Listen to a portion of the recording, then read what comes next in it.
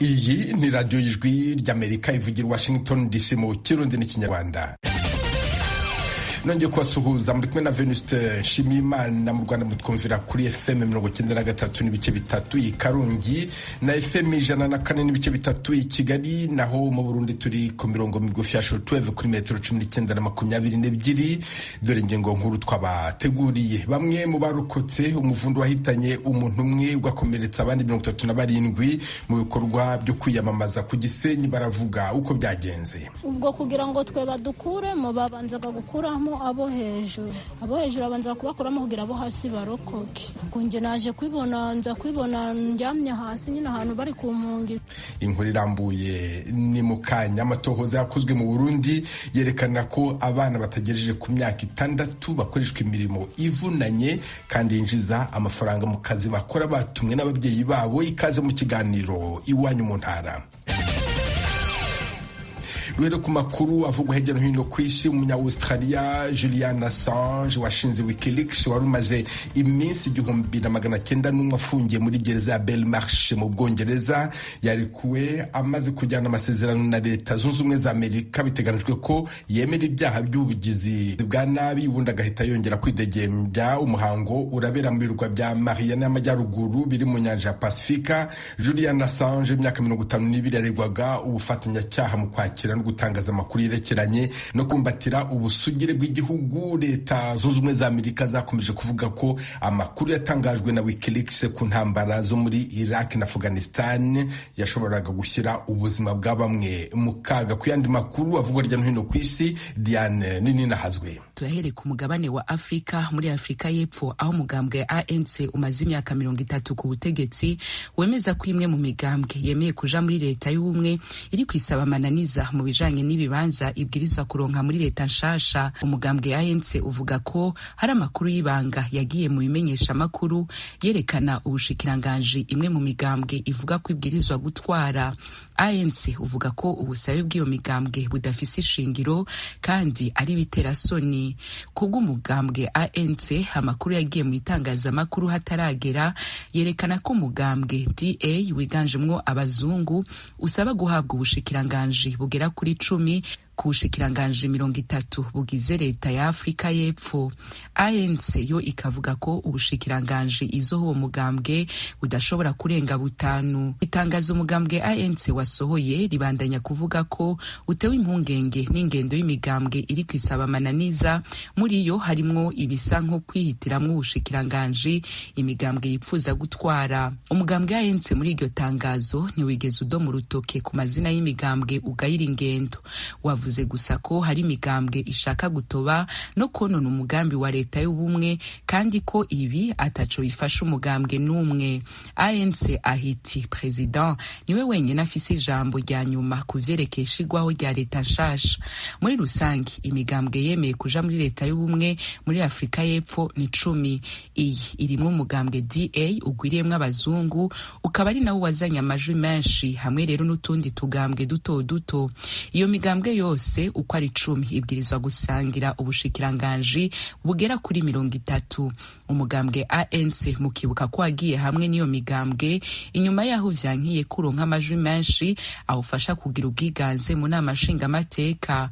President Cyril Ramaphosa nawe yatorewe manda ya kabiri biciye mu majwi yahawe n'abashingamateka y'iyo migambwe igera kuri 10. Twari duhejeje kubabwira ko yemeye kwifatanya na ANC mu mugambi wa leta w'ubumwe. Tukiri ku mugabane wa Afrika, ibihugu bihurikiye mu ishiramwe ry'umuryango w'ubumwe bwa Buraya vyafatiye ibihano abantu 6 bo muri Sudani.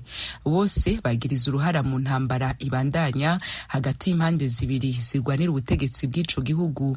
Urutonde rwabo ubumwe bwa Buraya bwafatiye ibihano ruriko General Mohamed Hamdan Dagalo atwara umurwi wa gisirikare uzwi nka Rapid Support Forces urwanira gushika ku butegetsi bwa Sudani.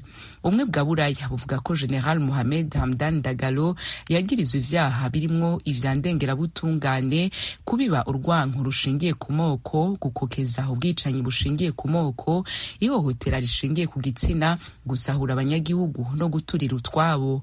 Urutonde rw'ubumwe bwa Buraya ruriko kandi umuhanuzi mu vy'ubutunzi muri RSF hamwe n'umukuru w'ubwoko bw'abamahamidi buri ku ruhande rw'umugwi wa RSF. Ku ruhande rw'abasirikare bafise ubutegetsi bwa Sudani, ibihano vyafatiwe umukuru mu vya gisirikare n'ujejwe ivy'indege za gisirikare. Aba uko ari babiri bakaba bagirizwa gutera amabombe mu burere burimwo inzirakarengane z'abanyagihugu. Ali Ahmed Karti yahoze ari umushikiranganje ajeje imigenderanire ya Sudani n'andi makungu, nawe nyene ari ku rutonde rwabo umwe bwa Buraya bwafatiye ibihano. Ibihano abo bose bafatiwe birimwo guhagarika amatungo yabo no kudashobora guhonyoza ikirenge mu bihugu 27 vyose bigize umuryango w'umwe bwa Buraya. Tukivuga ku vy'ibihano umuryango w'umwe bwa Buraya wafatiye ibihugu bitandukanye, uwo muryango washize kandi Uburusiya mu bindi bihano. Uburusiya bwiyamirije ivyo bihano bishasha bwafatiwe n'umwe bwa Buraya buvuga ko bitazokwijana, bubwirizwa kwihora. Umushikiranganje ajeje imigenderanire y'Uburusiya n'andi makungu Serge Lavrov yavuze ko ibihano bishasha vy'umwe bwa Buraya binyuranije n'amategeko. Mu itangazo yasohoye yagize ati, tuzosubiriza mu ndumane ibihugu vyose vyo mu burengero bifatira ibihano igihugu cacu. Uburusiya bwavuze ko mu ntumbero yo kwihora bwongereje urutonde rw'abatemerewe guhonyoza ikirenge ku butaka bwabwo. Nta mazina y'abegwa n'iyo ngingo bwatangaje. Ibihano umwe bwa Buraya bufatiye Uburusiya bigize ivya 14 kuva intambara y'Uburusiya na Ukraine itangura. Ku nshuro ya mbere ibihano bishasha bizokora ku mwuka wa gaz Uburusiya bushorera mu makungu, cane cane ku mugabane wa Buraya. Ivyo bihano bitomora kandi ko amasezerano Uburusiya bwari bufitaniye na Sweden hamwe na Finland mu vyo guhanahana gaz yahagaritswe. Ivyo bizotuma Uburusiya butakaza amafaranga bwahora bwinjiza buvanye muri gaz. Amashirahamwe n'abantu bashasha bari ku rutonde bwafatiwe ibihano ni 116. Bisigura ko kugera ino saha amashirahamwe n'abantu bo mu Burusiya bari mu bihano vy'umwe bwa Buraya baciye barenga 2,200. Muri aba harimo kandi impande zitandukanye zo mu Bushinwa. Hagati aho Amerika iriko irarimbura ingene Uburusiya bwofatirwa ibihano birimo kudashorera mu bindi bihugu amabuye y'agaciro ya diamant nk'uko ibihugu biri mu murwi wa G7 uhurikiyemwo ibihugu bitunze gusumba ibindi vyabisavye. Korea ya ruguru yongeye kohereza ibipurizo binini bishobora kuba birimo imyanda muri Korea y'Epfo. Diane, igisirikare ca Korea y'Epfo catangaje no makuru cihanikiriza abanyagihugu bacu kwegera hari ivyo bipurizo, congera kibasaba gutanga makuru yaho baza kubona ivyo bipurizo hose. Itangazo ry'igisirikare ca Korea y'Epfo ryibutsa ko ibipurizo bishasha Korea ya ruguru yarungitse mu y'Epfo ibirungitse inyuma y'amasezerano yo gufashanya umukuru wa Korea ya ruguru Kim Jong-un aherutse kugirana na president w'Uburusiya Vladimir Putin. Aya masezerano y'Uburusiya na Korea ya ruguru akaba hangayikishije impande zitandukanye zirimwo Amerika, Korea y'Epfo, Ubuyapani eka n'Ubushinwa bufatwa nk'inshuti magara y'Uburusiya. Umunyamabanga mukuru mu bushikiranganje bujeje imigenderanire ya Amerika n'andi makungu Kurt Campbell yatangaje ko abategetsi b'Ubushinwa bibwiriye ubwabo Amerika ko batewe ubwoba n'imigenderanire ya Korea ya ruguru n'Uburusiya. Kubwo mutegetsi Ubushinwa bwibaza ko imigenderanire ya Korea ya ruguru n'Uburusiya ishobora guta mu kaga akarere ivyo bihugu vyose birimwo. Kurt Campbell yagize ati, Ubushinwa ntiburira busema. Korea ya ruguru ishobora gukamira mu coze igasomborotsa intambara mu karere k'uburaruko bushira ubuseruko bwa Aziya. Uwo mutegetsi aca yongera ko Amerika ari kuko biri kose iri kubikurikiranirana hagufi. Uyu munyamabanga mukuru mu bushikiranganje bujeje imigenderanire ya Amerika asozera avuga ko naho Ubushinwa n'Uburusiya bihuriza mu kurwanya ibihugu vyo mu burengero, ubucuti ibihugu bibiri bifitaniye na Korea ya ruguru bwo butandukanye. Yagize ati, nta nkeka ko muri kazoza Ubushinwa n'Uburusiya bishobora gucanamo.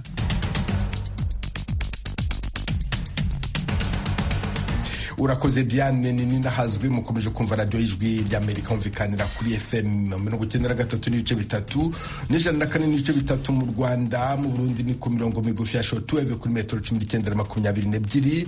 Mushobora kandi kumva ibiganiro byacu muciye ku rubuga rwa internet kuri #3 akadomo radio @voa.com na ku mbuga za YouTube, Facebook na Instagram. Adresse yacu ni VOA radio yacu.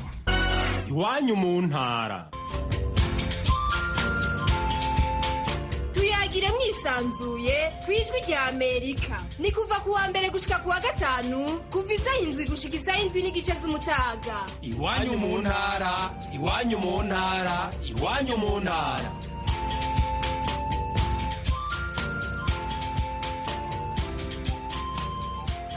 Mu Rwanda ibikorwa byo kwiyamamaza byize ku munsi wa kane. Leta y'u Rwanda yatangaje ko umuntu umwe yatakaje ubuzima mu buvundo wabaye ku cyumweru. Perezida Paul Kagame yagiye kwiyamamaza mu rugerero mu karere ka Rubavu. Gloria Tuyishime. Ikubitiro ijwi rya Amerika yashakishije umuryango wa nyakwigendera aho ishakiye Mutoni imyaka 19 ari nawe leta ivuga ko yaguye mu muvundo. Nyina umubyara Nyirandegeya Emerita uri mu kigero cy'imyaka 47 utuye mu kagari ka Busoro mu murenge wa Nyamyumba mu karere ka Rubavu yatubwiye uko byagenze. Mukubwira ku muryango abapolisi kajya basunika ngo nibasubire mu kibuga. Mu gusubira mu kibuga turababwira ati mwaretse abandi bagatambuka kumuratuma hano hantu haba ingorane nyinshi. Ubwo twewe twagiye tunyura mu bibara twahinduka mwayo mabugara. Njyewe ngeze ku muhanda kuri kaburimbo mba mbonye uno mukazana wanje maze kumubona ndamubaza yewe shaki yari tishaki yarihe tishaki manza byarangiye. Nyirandegeya avuga ko yashenguwe n'urupfu rutunguranye rw'umwana we uko nawe byahise bimuviramo uburwayi. Akimara kubimbwira nahise nikubita hasi mba muri koma.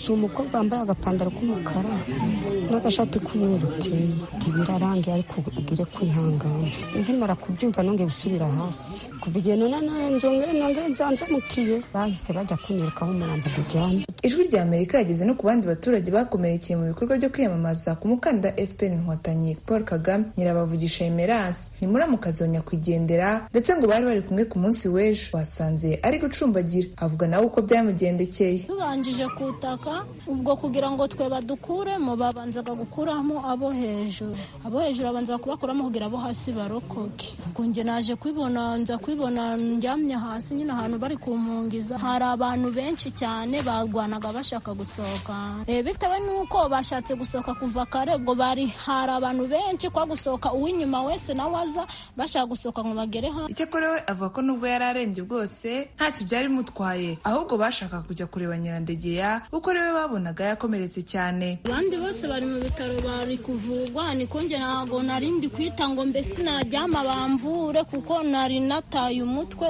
Yego n'ubundi kubabara cyane umubiri wose ariko nabyihangani. Tekerezaga kuri muramukazi wanjye bari kuvuga ngo arapfuye. Ntago ibyo kwita ngo narindi kubabara ntago narindi kubyitaho ariko abangirikiyemo bose bari kubafasha. Uyu muturanyi wundi twahuriye mu kagari ka Busoro nawe yari kuri site ya Rugerero kuri iki cyumweru ahabereye umuvundo. Nuko abaturage nyine bakarwanya abapolisi bari gushaka gutaha. Abapolisi nabo bagasubiza inyuma ariko babwira ngo munyere kwa uriya muryango wo hirya. Birangira nyine biba ab'imbere basunika n'ab'inyuma bagasunika abaturage. Ngendagwa abandi bangwaho bandyamaho inkweto ndazibura zose. Tukimara kugera aha uyu muryango utuye ubuyobozi bw'akarere nabo bwahise buhagera. Nyina w'umwana witabye Imana yatubwiye ko ubuyobozi bw'akarere buzamufata mu mugongo mu gushyingura umwana we. Minisiteri y'ubutegetsi bw'igihugu yihanganishije uyu muryango inavuga ko ikomeza gukurikirana uko abakomeretse bari kwitabwaho. Mu itangazo ryayo yasohoye yibutsa abitabiriye ibikorwa byo kwiyamamaza gukurikiza amabwiriza bahabwa n'ababishinzwe kugira ngo hubahirizwe umutekano n'ituze by'abitabira ibikorwa byo kwiyamamaza. Gloria Tuyishime, Ijwi rya Amerika, i Rubavu. Umusirikare wa leta mu burasirazuba bwa Repubulika ya Demokarasi ya Kongo arashinjwa kwica umwami w'Ababembe mu ntara Kivu y'Epfo. Umwami Charles Simbi yicamwe n'abandi bantu batatu. Abaturage bahise bakora imyigaragambyo bafunga umuhanda Baraka Uvira. Inkuru irambuye Vedaste Ngabo. Abaturage batuye Mboko batwikiye amapine mu muhanda bakunze kwita route nationale numero 5 Limboko. Abandi nabo bafungishije amabuye n'ibiti mu rwego rwo kugaragaza agahinda batewe n'umusirikare wa FARDC wishe umwami wabo mu ijoro ryo kuwa gatandatu Mboko. Barasukana na Kle n'umurundi ukorera imirimo y'ubuhinzi Mboko ahari groupe Mababungwe yahoraga iyobowe n'umwami Charles Simbi. iyo umuntu apfuye gukora amatoza akamenya by'ukuri umuntu yaba yagize gute yahitanye ubuzima bw'umwami kuko yari umwami mwiza cyane twakora ibyo dushaka tukarima tugataha tukima tukadandaza cyangwa n'imwe igize gute ibaye mu mirima yacu kuko ubwo twagwakiriye nabi cyane rwatubabaze cyane kuko burya umuntu ariko atwara yorohereza twebwe abarimyi n'abandi bose baramerewe neza agacapfa urumva ko cyangwa se kwakira urupfu rwe neza abantu bose ategagura gute. Umuyobozi wa societe civile muri segiteri ya Tanganyika Munenge Kibangula avuga yuko umusirikare wa FARDC ukorera Mboko yinjiye mu kabari mu ijoro ryo kuwa gatandatu yica komanda we yica umwami wa groupement w'Ababungwe Noro n'umuyobozi wungirije ikigo gishinzwe abinjira n'abasohoka muri Mboko n'undi musirikare umwe yakomerekeje kandi n'umugore w'umwami. Sisi shirika la raia cha kwanza tumeomba hizi niti za FARDC zenye ziko msekretari yote ya Tanganyika ziweze kuondoka. Cha pili tunaomba sheria ifate mkondo wake. Wale wote ambao wanaweza kuwa wamesababisha au kuwa twebwe nka societe civile turasaba ko abasirikare ba FARDC bose bari muri segiteri ya Tanganyika bagenda. Turasaba ko ubutabera buhana abagize uruhare muri ubu bwicanyi. Turasaba ko bariyeri iri Mboko ya FARDC yishuza amafaranga yavanwaho ndetse n'indi makobola kuko nazo ziri mu ntandaro y'izimwe. Bamwe mu baturage batuye muri segiteri ya Tanganyika bavuga yuko urupfu rw'uyu mwami rwagize ingaruka mu karere kose kugeza no mu nkambi ya Rusenda. Abantu ba muti wose aragandaye ntago nta n'umuntu wari karakora ubwo no kwa hepfo usawumva ngo bashavuga ati byuzuma tumwe hejuru. Rero ntubu urabona abana ntibashakora nk'icyo bajya twaratujya ariko tugize ntiye mu barabara. None bumva rero ntubu nta kintu aha twese twicaye uko nyene. Rero urumva twagize ngaha urabona ko cyakoze twaratubwire nke urabona ko badupokeza dutebye ariko abantu bo ko twabavuze ngo barapokeza ntubu turicaye ngaha. Rero ntubu nta muntu aja Imboko nta muntu aja mu Gweba. Tuvize ubwoba kuko no mu gace kacu barashikaho nko mu ikambi bagakubita abantu bakahaca uko bishakiye kandi ubwoba nibwo burabamaze kwihanga n'abantu bategetse nk'abo bakuru ari natwe turi impunzi nitworeka kugira ubwoba dusa tugira ubwoba burengeje kabisa. Dusaba ko umutekano wacu yubahirizwa nk'impunzi nyene kugira abo basirikare nyene nibabe bakirenga mu makambi cyangwa ibinzira mu makambi gukubita abantu narije umuntu aba yahunze umutekano muke mu gihugu yazavamwe. Impfu z'aba bantu barimo umwami wa groupement w'Ababungwe Nord zamaganwe n'abantu batandukanye barimo n'umuyobozi w'intara ya Kivu y'Epfo Jean Jacques Purusi aho yasabye urwego rw'ubutabera ndetse n'akarere k'igisirikare ka 33 gukora amatohoza kugira ngo bakoze mu mahano bahanwe. Mu butumwa bugufi yahaye itangazamakuru umuvugizi w'igisirikare muri aka karere Lieutenant Mark Elongo avuga yuko uwishe abo bantu ari umusirikare wa FARDC wari ufitanye ikibazo na komanda we. Mu mezi abiri ashize muri iyi ntara ya Kivu y'Epfo muri teritwari ya Karehe umusirikare yishe kandi arashe umugore we.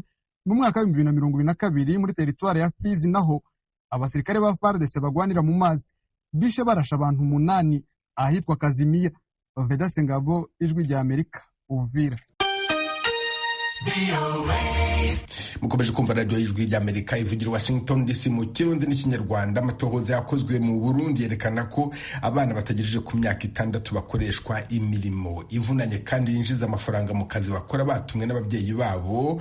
Imiryango y'uburenganzira bwa muntu isabira ibihano umuntu wese waba urenga ku mategeko arengera umwana mu gihugu. Inkuru y'Ijwi rya Amerika bateguriye yifashishije inshuti zayo mu Burundi muragezwaho na Thierry Vendayishimiye. Kamwe mu burorero bw'abana bakoresha ibikorwa biruhisha nako mu mwonga wa Karubango hafi y'umugwa mukuru wa komine n'intara bya Kayanza mu buraruko bw'u Burundi. Aho muri uwo mwonga abakunzi b'Ijwi rya Amerika bahasanze abana benshi muri abo bari munsi y'imyaka 16 bariko babumba amatafari. Ndayikengurukiye Jean Baptiste na Habyarimana Eric ni bamwe muri abo bana. Njaka akazi nkora ako mu matafari nkwa mbona nyina kasho mbonamo kuva ndabitanguye ndabona yuko byarangiriye akamaro. Nje nabitanguye ari pera binyigishije ndavyiga nafise hafi nkabyiza ndabumba kandi ndabona akashe kico nabana nakuyemo. Biga byarase kabisa nageze mu mwaka wa 6 ce biranga.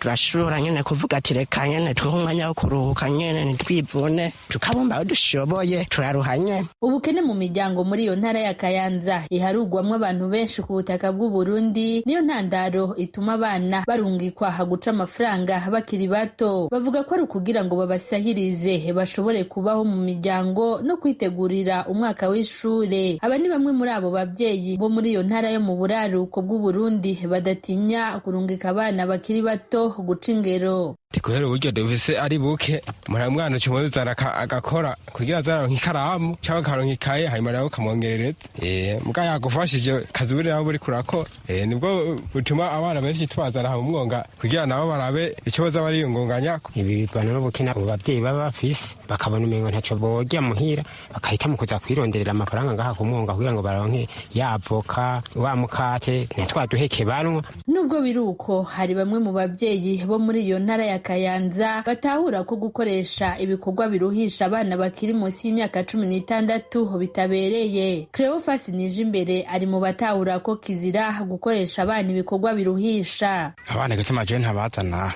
muhira barayengayenga nyene utwo bakora muhira ibikorwa gose birimo imvune nyinshi gose kuko nivyo kora kigenya nabaza hego kubera umwana akiri muto yatarakomeza amagufa ntiwo muzana ngaha temakorwa ashoboye muhira. Cece n'abahanira ububuzi bwacu baratumugaje byiza umugumiza muhira akatuma avoma amazi cyabura kahirira agakwavu ntabure n'agapanya bivanye nako umuntu abatunze mu rugo. Amashirahamwe aranira agateka k'abana mu Burundi aranegura ingene ako gateka gahonyangwa abari bajejwe kukubahiriza abarorera. David Ninganza ni cegera c'urongoye ishirahamwe Sojepaye rimwe mu yaharanira ineza y'abana. Mu kiganiro yahaye abakunzi b'ijwi ry'Amerika asaba leta kubahiriza amategeko agenga agateka k'abo bana ayatariho nayo agashigwaho. Ishuri mu Burundi ni ku buntu mugabo si itegeko. Iyo rero atari itegeko abana benshi baca bava ku ishuri bari baritanguye. Mugabo mu gihe ari itegeko nta mwana aje guca amafaranga kuko umucisha amafaranga acagira ubwoba ati nyabuna hari amategeko ampana. Abo bana nabo rero benshi bariko bakora muri travail informel. Ubushikiranganje butunganya akazi ushireho ayo mategeko. Hanyuma bizoca vyerekana ico umuntu akwiye gutinya mbega uyu mwana akora iki icadaguye gukora niki. Abandi shirahamwe Sojepaye ritera kamo n'abavyeyi hamwe n'abajejwe intwaro n'umutekano kugira ngo ihangiro ryo gukingira agateka k'abana rishikweko. Abaye nawe ntera kamo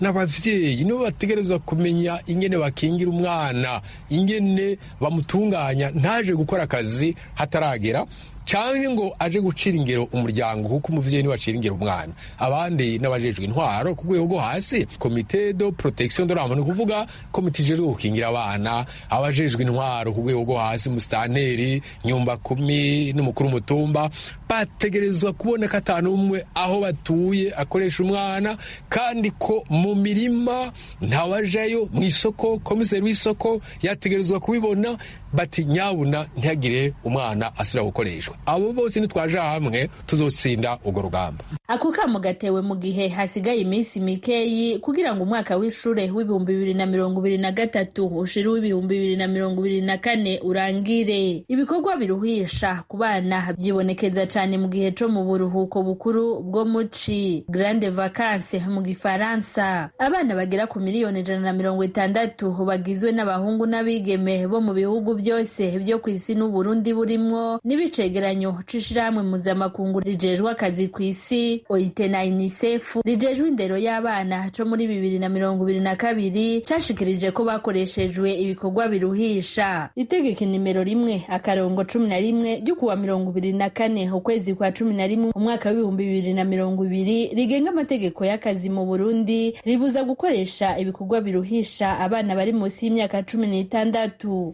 Urakoze Thierry Ndayishimiye. Dusubire muri Republika ya Demokarasi ya Kongo. Kuri wa mbere hatangijwe ibizamini bisoza amashuri yisumbuye mu gihugu hose. Mu ntara ya Kivu ya ruguru abanyeshuri bahunze imirwano bakoze ibizamini ari bake cyane bitewe nuko benshi bari kuri ahantu ibizamini byabereye. Inkuru irambuye Jimisho kandi bakomera. Mu ntara ya Kivu ya ruguru abanyeshuri bihumbi 62,595 nibo leta yatangaje ko bakoze ibizamini bya leta bisoza amashuri yisumbuye yisumbuye. Ni ibizamini byatangijwe ku mugaragaro mu mujyi wa Goma kuri uyu wa mbere na guverineri w'intara ya Kivu ya Ruguru, General Major Peter Chirimwami Nkuba. Uyu muyobozi yatangaje ko ibyangombwa byose byashyizwe mu bikorwa kugira ngo aba banyeshuri babashe gukora ibizamini bya leta mwituze, cyane ko ingamba z'umutekano zari zakajijwe bitandukanye n'indi misi.